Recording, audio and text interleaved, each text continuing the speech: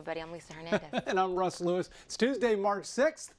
And there was a little bit of rain out there this morning, but Cheetah, what I noticed coming in, not as much rain, but just a lot of lightning off in the distance. A lot of lightning, yes, from Brazoria County, Galveston County this morning, Chambers County, and that's where most of this rain is right now. But the big line of storms you see south of town, notice we are dry north of I-10. That's it for the day. Once that rain pushes offshore, we are going to notice almost a cloudless afternoon. Lots of sunshine to be expected, 40s and 50s. So if anything, you need to grab the jackets here for your Tuesday morning commute. Take a look at your day part planner. Hopefully this will make you feel pretty good waking up at 5 o'clock this Tuesday morning. Upper 60s at lunchtime, high temperatures this afternoon. Darby around 72, mid to low 70s with low humidity and north wind. So again, I'll detail out the radar coming up next, but a gorgeous day to be expected. I look forward to it. But right now we've got to get through some of those showers that are rolling through here. And, well, we've got a problem out on the east side. So if you travel off I-10, the Baytown East Freeway, trying to get down to Highway 225 or 45, right now you can't do it. We've got an accident right over the ship channel. You can see with our Houston TranStar shot. The flashing lights, ambulance on the scene, fire department's on the scene, and notice how I don't see anybody moving. So what I'm going to do is go look from the other end of the ship channel, from Manchester back towards the ship channel. Yeah, and you can see nobody's coming through at this time. They've got it completely blocked off. How long that lasts is anybody's guess. But if you normally take this way, get off early off I-10 at Federal and take the Washburn Tunnel. That'll be your good alternate route. You can go to my Twitter page. Details are there. Okay, Darby, thank you. It's 1 minute after noon overnight. A group of men breaking down a front door, then beating and shooting a homeowner after demanding money and drugs. This has all happened early this morning in northwest Harris County. Our Michelle Choi joins us live from that neighborhood off 249 south of the Beltway with the very latest. Michelle. Well, guys, this all went down just after midnight, and talk about a terrifying experience. We're told between 4 to 6 guys broke into this house and tried to rob the people inside. Apparently, there were at least 3 people in there, including the guy who was hurt, a woman, and get this, even a young boy. Earlier, our cameras were rolling as the homeowner was wheeled into an ambulance. You can see in that video he was beaten pretty badly. He was also shot in the leg, but fortunately, he's expected to survive. So what happened? Was this random? Well, officials think the folks living here may have been targeted. Now, they don't have much of a description on the suspects yet, so if you have any information, you're asked to call Harris County Precinct 1 or the Sheriff's Office. Guys, back to you. All right, Michelle, we hope somebody does call. Thank you. It's 2 minutes after now. Election workers getting ready this morning for a potentially record-breaking primary today. Texas voters already broke the record for early voting this year. You can also vote this morning in our live poll, too. We're asking, is this year's primary more important to you than past primaries? You can vote on KHOU.com/vote now, or you can use our mobile app. And remember, today, check where you need to vote, because it will not be the same place where you voted last November. You can find your polling place, you can see sample ballots, and what you need to bring with you. All of that is on our website at KHOU.com. Just search the voter guide.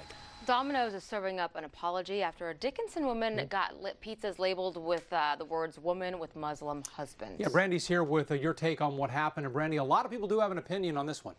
Yeah, they absolutely do. But a quick explanation here. Amber Nassim got a few pizzas to go from this Domino's in Bay Cliff on Friday night when she noticed the order stickers labeled her, as you said, lady with Muslim husband. I flipped out. I started cussing and yelling and flicking them off. I was angry. That's how Amber Nassim describes her reaction to these stickers on 3 of her pizzas.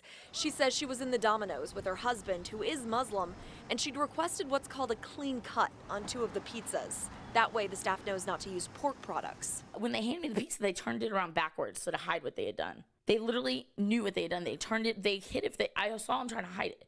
You could see it in their expression. A spokesperson for Domino's sent us a statement saying that Nassim did not receive the service or respect she should expect from our brand. A special request she made on behalf of her husband for a clean cut on the pizza due to religious considerations, which is something Domino's routinely does, should not have been used to identify her or her order. I just want people to realize that this is not okay. This story on our Facebook page, it took kind of a different turn than usual. It sparked a discussion, a conversation about why people felt that this was not okay. That started with Brenda, who wrote that Nassim should have acted like a grown-up instead of flipped out person, as she said herself. Why is everyone so ready to pull the race card? I'm sure she's pointed out people to someone else as Mexican or black. She says, get over yourselves. Well, Brittany argued, Why does it matter that her husband is Muslim? Why did they feel the need to specify? They don't write lady with white Christian husband or guy with atheist wife. Is that more clear for you? Get it? Now, Jumi posted that everybody's so quick to pull a race card because of the situation in our society. She says if everyone wasn't stereotyping or being discriminatory or racist all the time, it wouldn't be such a sensitive topic. Lisa? Lots of back and forth there. Brandy, thank you. 5:05 right now, and it's time for your morning rush. The Texas Alcoholic Beverage Commission wants to know if someone illegally served a 20-year-old alcohol. Veronica Ribas is accused of driving drunk and killing a young mother and her baby. If the state finds a business gave her alcohol, it could lose its liquor license. Today, Houston ISD is holding an emergency board meeting after the superintendent dropped a bombshell yesterday. Richard Carranza is leaving the district to run New York City schools as HISD struggles with that $115 million budget shortfall. Overnight, South Korea's national security director returned home after meeting with Kim Jong-un during a rare visit to the north. According to North Korean state media, they talked about a possible summit with both presidents.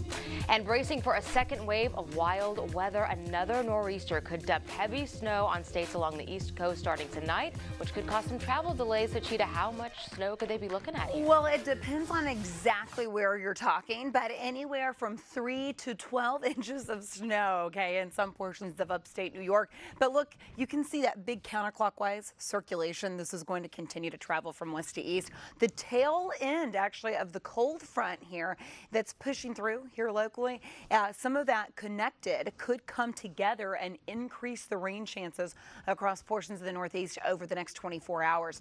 Here locally, we are saying so long to the rain that we did see yesterday, last night, and early this morning. Take a look from Chambers County, Galveston, southeast, Harris County, Brazoria, and Wharton County. We're seeing that kind of last little bit of some of these showers and even a few thunderstorms here along portions of 288 from Bonnie near Liverpool, south of Alvin, across portions of 45 near Dickinson this morning. Let me zoom in on 610. And now we are clearing things up completely in town. This is all continuing to push south of town here. And then from Wharton County, sitting right over Wharton, El Campo, you can see some of those really heavy blinding downpours. But again, you've probably got only another hour and a half of this. And then the last little bit of that will continue to break up and push offshore. Here's that north-northeast wind making temperatures feel even a little cooler than they are. We're anywhere from 14 to 20 degrees cooler this morning compared to yesterday. Yesterday we were in the 70s. This morning we're in the 40s and the 50s, so maybe grab the jacket on the way out the door. You'll only need it this morning. This afternoon we are up to 72. Lots of sunshine. That northeast wind will continue throughout the day today. Tomorrow we'll enjoy it for our Wednesday and Thursday, Darby.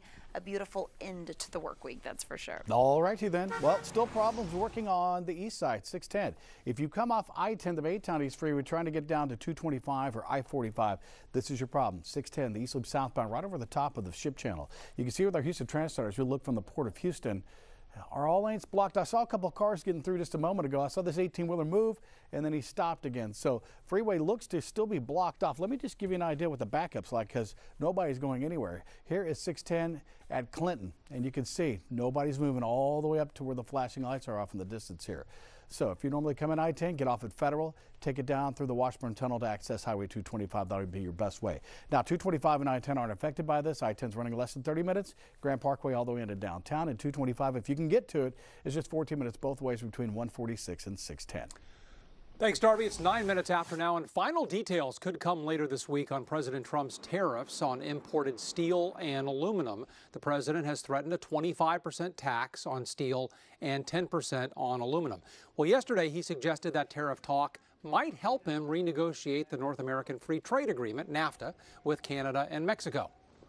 Our country on trade has been ripped off by virtually every country in the world, whether it's friend or enemy. If they aren't going to make a fair NAFTA deal, we're just going to leave it this way.